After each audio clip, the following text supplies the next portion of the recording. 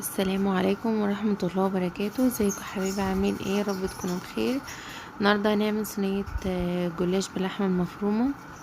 انا معايا بهارات، معايا فلفل اسمر وبابريكا ومعلقة معلقة 7 بهارات ومعلقة بهارات لحمة، ومعايا بصل متقطع صغير كده، ومعايا بيضة وكوباية اللبن، وده ربع لحمة هنعمل بيه صينية الجلاش، وهنعمل صينية مكرونة بشاميل. انا هجيب حلة او طاسة، اضيف شوية زيت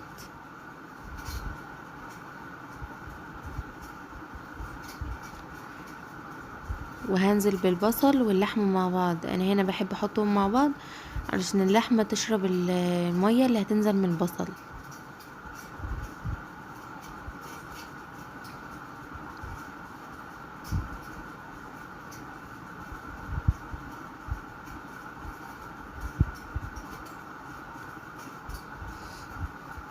هنا ضفت اللحمة، هنزل عليها بالبصل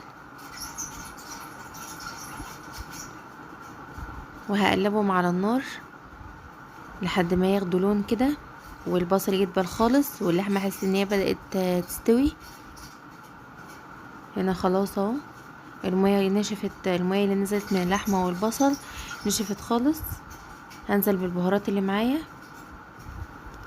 وهنا حبيتين طماطم ضربهم في الكبة، لو عايزاها كده ماشي، لو حابة ان انت تضيفي معلقتين صلصة او او حبيتين طماطم مضروبين في الكبة زي ما هعمل. انا هنا هنزل بالطماطم كده وهرجعها تاني على النار، هقلبها لحد ما الطماطم دي تتسبك مع اللحمة.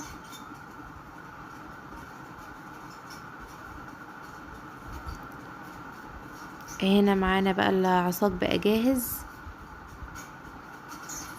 هنبتدي نحط طبقة كده وندهن ما بين كل طبقة وطبقة زبدة على زيت بالشكل اللي انتوا شايفينه.